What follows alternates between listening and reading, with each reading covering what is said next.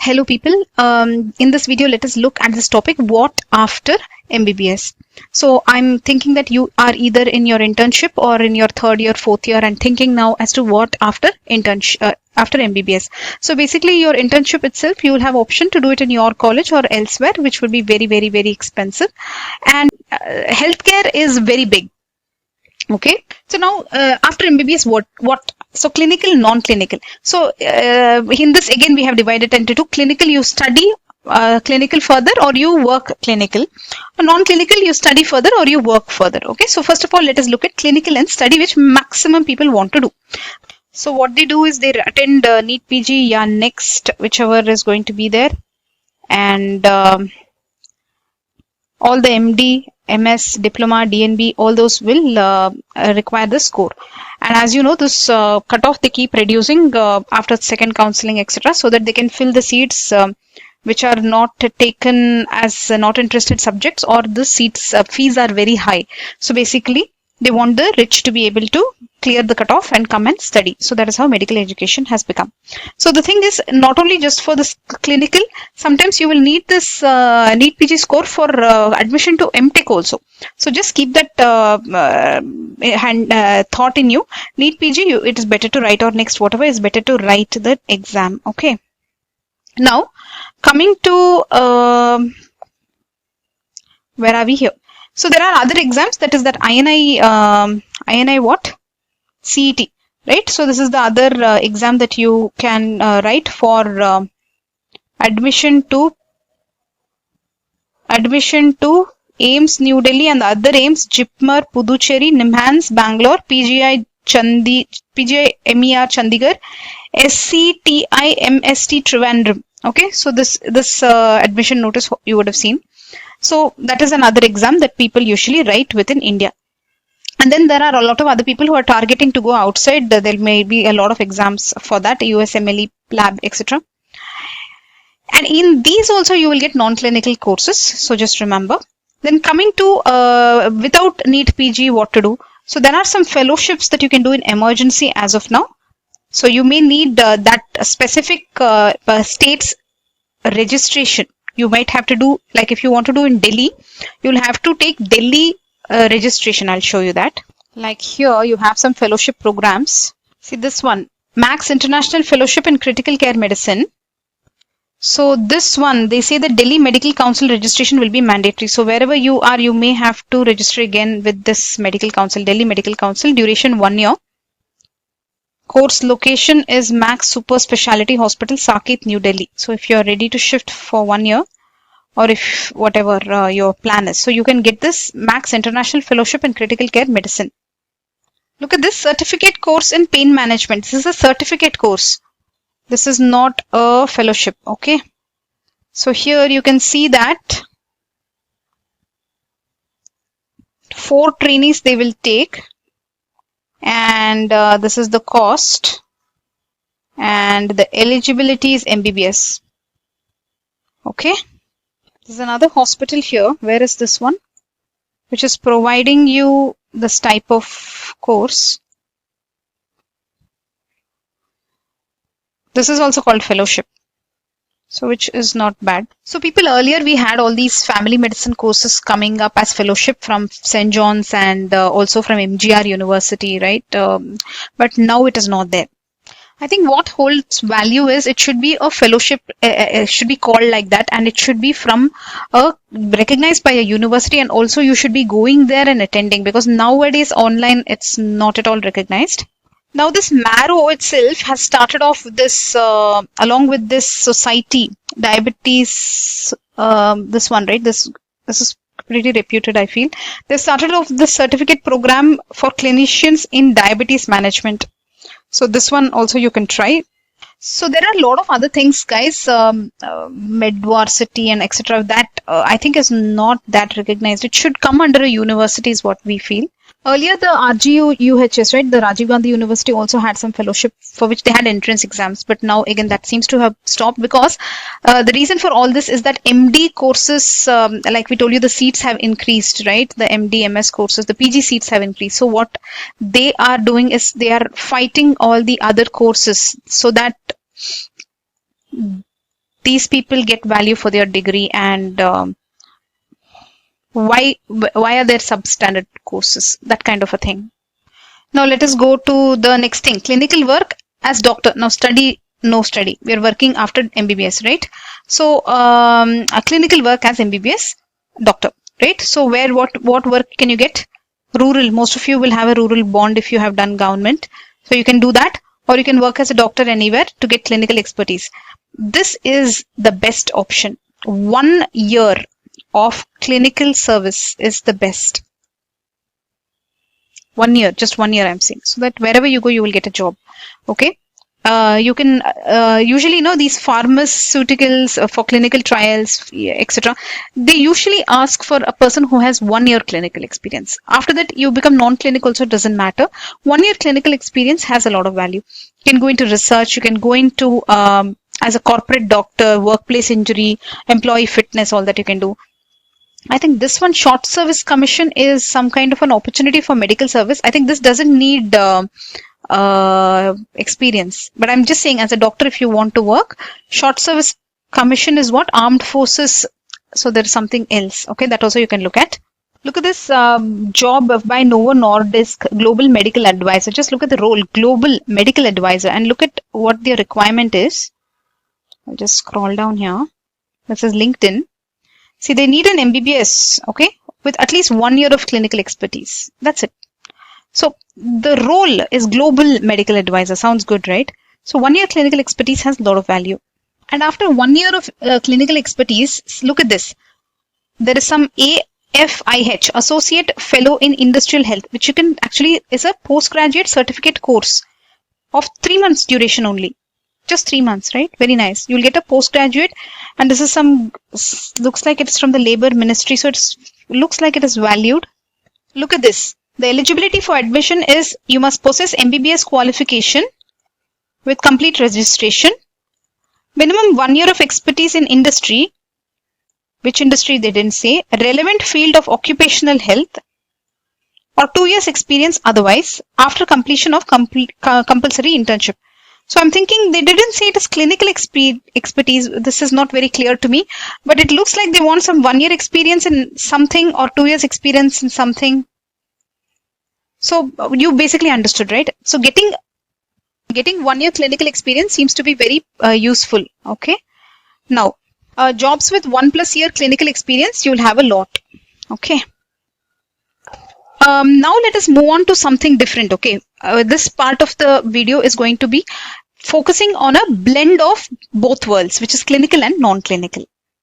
See, like we said, healthcare sector has a lot of players, right? You can play from different places also. Now, there is this this course, which is, I think, very famous already, you would know. IIT Kharagpur giving you a 3-year course, which I'll show you. This one, School of Medical Science and Technology, SMST, Indian Institute of Technology, Kharagpur, gives a 3 years post-graduation program for MBBS graduates. This is specifically for MBBS. See, a lot of other courses will be there, which is open to any graduate. But if you're looking for something which is filtering out everybody and giving you only the MBBS people, yeah, so if you're looking for something which is specifically targeting MBBS people, this one is there. So it is a 3-year full-time course. You'll have to go there and study. For which, what is the entrance exam, selection criteria and all, we'll have to look. Mode of selection. The selection is strictly based on the performance in the computer-based test. Okay, so they're having a specific test. They'll ask you physics and chemistry, maths. Wow. Okay, just look at all the details of this and look at what they're going to teach you. Okay, so I think these people were coming up with some idea of making some artificial heart in India. Wait, let me look for that news. An artificial heart, courtesy IIT Kharagpur. And to confuse us more, they have launched MBBS also. So you know what is happening, right? The worlds are getting, there's a blend now between healthcare and others, right? It was there before also. So then we have MTech. MTech specially designed for MBBS people. That's what I'm saying. See, there are a lot of courses, technician courses, cardiac technician courses. A lot of courses are there. But here I'm telling you where they have filtered. After MBBS, you come kind of things. I will show you. Now this MTech, where it is, I'll show you. Look at this. Center for Biomedical Engineering, Indian Institute of Technology, Delhi, IIT Delhi. Okay, they have started some course. The eligibility is, okay, there are a lot of other people who are allowed, but they have mentioned MBBS, BDS. So you will be with other people, okay. These people not only have MBBS, they have, MTech. They are ready to give you PhD degree also after MBBS. I'll show you. Look at this. This is MTech 1. Look at their page where they are telling the highest package salary that you will get, average salary that you will get, the companies that can hire you, IQVIA, UIC, Philips Healthcare, TSMC, Mellon University, which one that is, then Tata Consultancy Services. I am not sure they will really hire an MBBS doctor here in these type of IT, but definitely other companies. So basically the blend, you can understand, right, between healthcare providers and technology. Now let's go to the PhD one and see what does it have to offer. PhD in biomedical engineering. They have shown a lot of machines, stuff that you can go through their website. Bioinstrumentation, biomaterials, biomechanics, medical imaging, medical implants. Okay, information brochure if you want. Coming to eligibility, anybody who has done BTech, BE, MTech, MSc, MBBS, BDS, all these people are eligible. So this only if you are interested, you should pursue.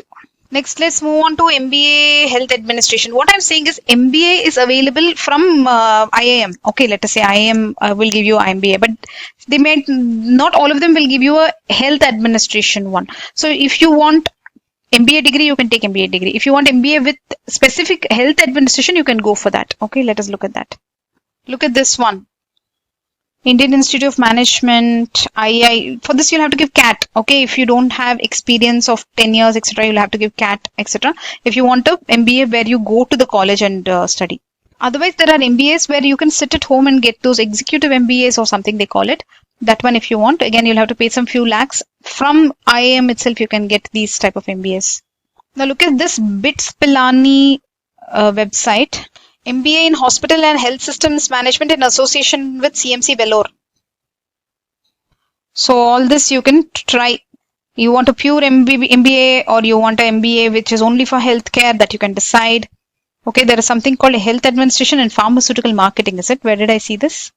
To me, it just seems like the institutes are waiting to give an MBA degree to you, to everybody on earth. So just be wary of.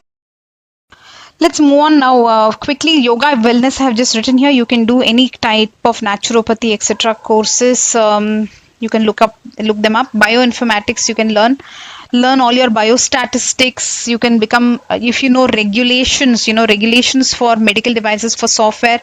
If you know a lot of information about health, the healthcare, US healthcare, payer, payee, Indian healthcare, Ayushman Bharat, you can get a lot of jobs. Now coming to medical law, I will tell you about medical law. So this is the website of Medical Law and Ethics 1-year postgraduate diploma, PG, DMLE.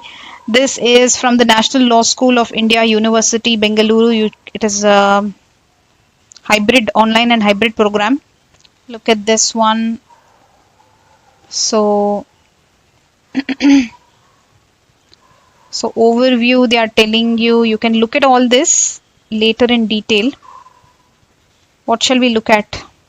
Fees, 50,000, regular fees. Total fees for foreign national. So basically, this is an online course, hybrid. They are telling you some contact classes may be there. You just check that, okay?